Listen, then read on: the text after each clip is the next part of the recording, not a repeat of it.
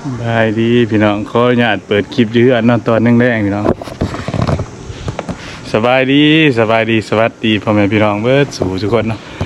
ตอนนี้กำลังมาตะเบียกพี่น้องเลิกเบียกมาเนาะ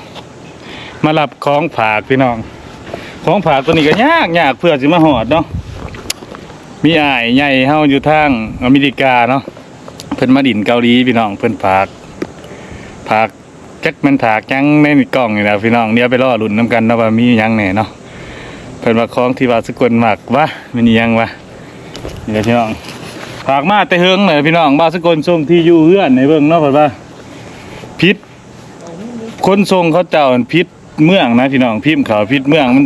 ซื่อๆคือกันกับเมืองบ้านสกลนี่แหละพี่น้องนี่แหละเนาะบรรยากาศตอนแดงๆพี่น้องหลังจากมาตะเบียกเนาะตอนนี้มันทันได้เปลี่ยนเครื่องให้เบียกพี่น้องบ้านสกลมาสิบ่ได้แล้วเพราะว่าอ้ายเพิ่นมาดินเกาหลีพี่น้องอ้ายเพิ่นมาดินเกาหลีเนาะมาดินเกาหลีแล้วก็มื้ออื่นเพิ่นก็สิเดินทางไปญี่ปุ่นพี่น้องไปดินญี่ปุ่นอีกเนาะไปญี่ปุ่นแล้วประมาณอาทิตย์นึงก็สิกลับมาเกาหลีเดี๋ยวก็สิบินกลับอเมริกาพี่น้องเพิ่นก็ได้ฝากเครื่องมาให้บ่าวสกลเนาะเพิ่นว่ารีวิวให้เด้อน้องเด้อ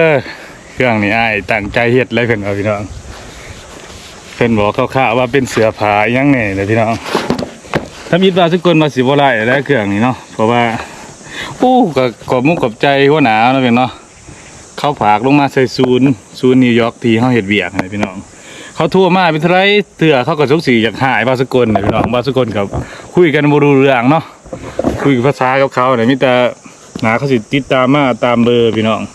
เบอร์โทรศัพท์เนาะบาสกลเอาเบอร์ลงเส้นนี้เดี๋ยวไปลงทะเบียนอยู่มองบาสกลเห็ดเบียกเนาะเดี๋ยวมาล่อหลุดน้ำกันพี่น้องเครื่องเนาะเดี๋ยวสิจะเลยตอนเขาแก้เขายังเลยพี่น้องก็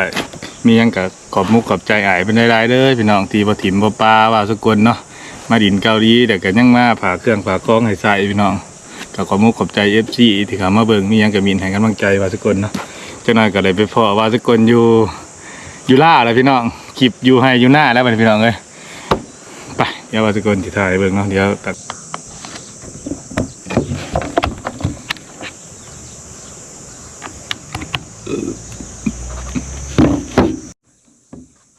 พี่น้องเดี๋ยวว่าสกลสิขายให้เบิ่งเนาะก็หยาดพี่น้องตะเวนมันก็สิตกคู่เนาะนี่พี่น้องช่วงนี้ว่าค่อยลงคลิปพี่น้องเลยเห็ดเบียดขนาดเดียวเนาะนี่ก็ขอฝากนะพี่น้องช่วงนี้เลย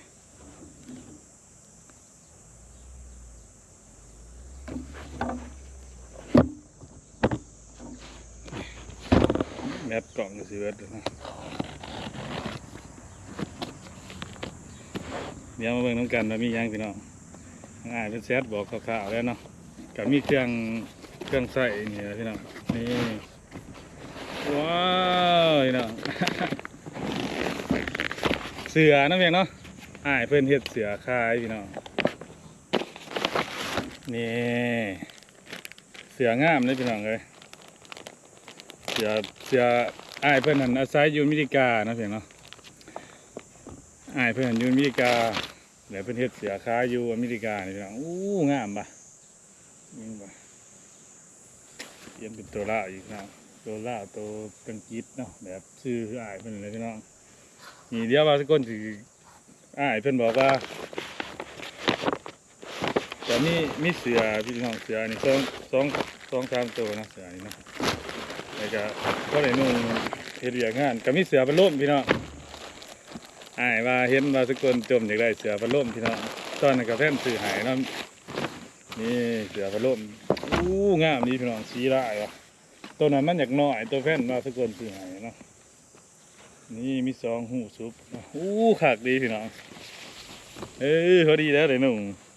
ย่านพอดีเนาะกับขอมุกขอบใจเพิ่นได้พี่น้องพอดีว่าสกลนุ่งเฮ็ดเวียกงานเพราะว่า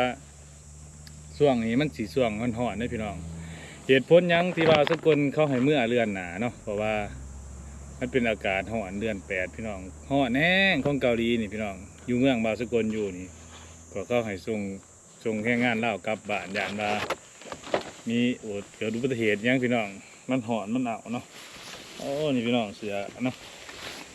เสือตัวนี้เดี๋ยวบาสกลอาบน้ำก็จะสีนุ่งให้เบิ่งพี่น้องงามได้เนาะ กาว่าสกลสิฝาก FC ว่าสกลที่อยู่อเมริกาเนาะเพียงเนาะที่พายอยากสนับสนุนอ้ายเพิ่นพี่น้องที่เป็นคนลาวเพิ่นเฮ็ดเสือคายเนาะเสือเนี่ยนี่พี่น้องนี่เห็นนะเสือเนี่ยนะพี่น้องตัวหนึ่ง30 เหรียญพี่น้อง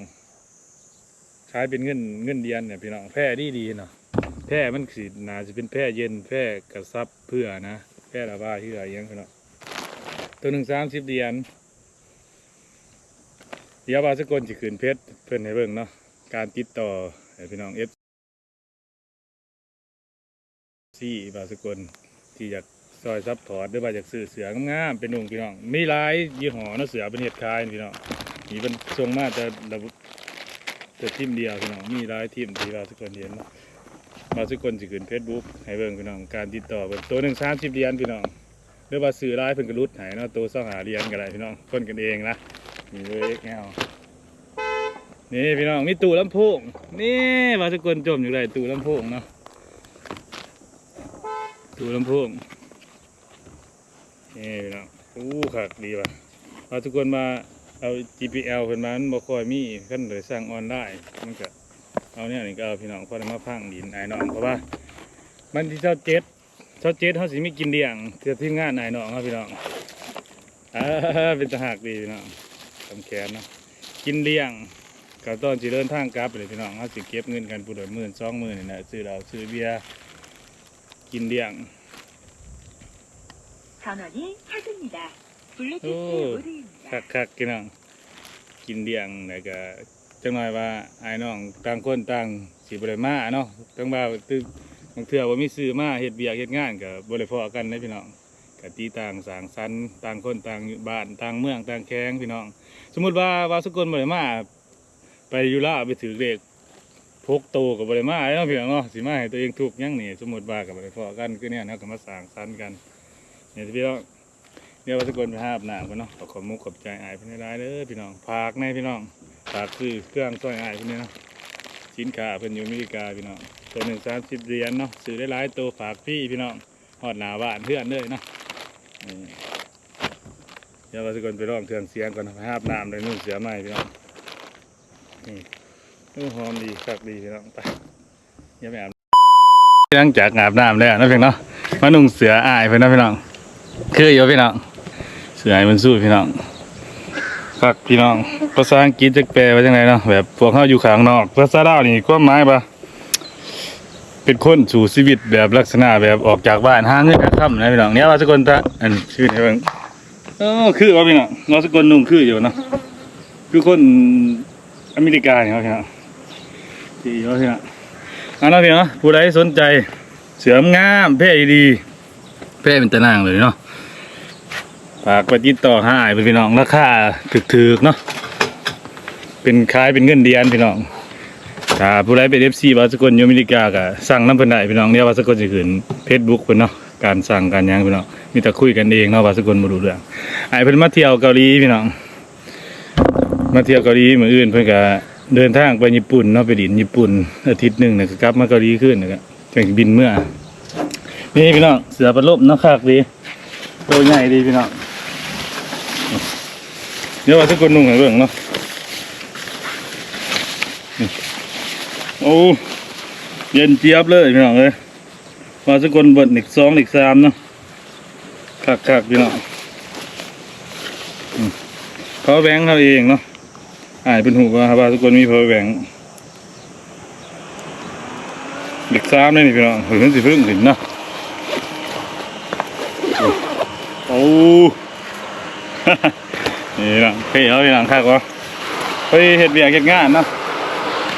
กันอยู่ดีไม่แห้งปีหน้าปีหน้าได้มากก็ได้ใส่มันนะพี่น้องเพราะว่ามันโอเคดีเนาะมันก็แก้ไขได้หลายเติมพี่น้องเย็นแล้วพี่ความลมมันเขาอยู่ในมันปลุกเนาะนี่พี่น้องงามบ่พี่น้องเสืองามบ่ถ้าผู้ใดสนใจก็สั่งได้นะเพียงเนาะสั่งน้ำอ้ายเพิ่นพี่น้องราคาเป็นกันเองเนาะขาเอาร้ายเพิ่นกระลุดหายขาเอาร้ายเพิ่นกระลุดหายพี่น้อง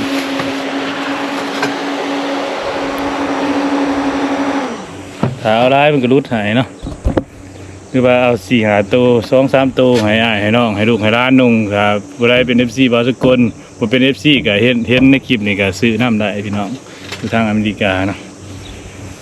งามๆพี่น้องเพิ่นยังฮักประเพณีลาวเลยพี่น้องเขียนตัวหนังสือลาวใส่เนาะเป็นตัวอังกฤษนี่เท่บ่พี่น้อง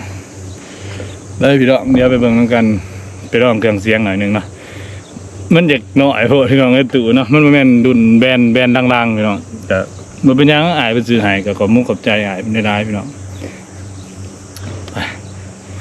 เดี๋ยวรอลุ้นกันว่าสกลมีข่าวดีข่าวหยังอีกในคลิปต่อๆไปพี่น้องส่วนนี้ก็บ่ค่อยลงคลิปการเฮ็ดเบียกเฮ็ดงานเนาะคือว่าสกลเบาเนี่ยเพราะว่าเบียกงานมันเฮ็ดแต่หน้าเดียวไปเบิ่งเฮาสิกินข้าวแดงกันนี่พี่น้องตอนนี้ก็ตัดภาพมาเห็นกว่าพี่น้องโอ้หนุ่มเสือใหม่หน้าตาซอใสดีนะพี่น้องเท่ป่ะงามดีพี่น้องน้องพอน้องทรายเป็นเห็ดกินเห็ดยังนี่ สดไก่ สวกไก่พี่น้องไก่เกาหลีเนาะเดี๋ยวพี่น้องครับก็ต้องกินกับสร้างมากหนึ่งนะสองมาสกลไทยกีเผ็ดก่อชินก่อยังเพราะว่าต้องกินกับซิเวิร์ดอีกเลยพี่น้องบกุมเนาะเพราะว่าเดินทางเมื่อวันที่20ปลายเนาะ20 เก่าสี่ผ้ากันเก็บเงินอีกแล้วพี่น้องเก็บเงินซื้อของกินเนาะแบบซื้อของกินนะก็มันเรืออะไรก็ซื้อแนวแกะมาตอนนั้นสิเดินทางกลับพี่น้องมีสายรองมีงานนะมันที่27พี่น้อง26-27นี่แหละเพราะว่าเขาสิจัดงานกันเองไงน้องให้พี่น้องต่างเมืองต่างแข้งคือว่าทุกคนบ่าวพี่น้องจังหน่อยบ่ได้มาพอกันเนาะเทื่อว่าทุกคนเมื่อถือเบรกครบตัวนี่ก็บ่ได้มาเนาะ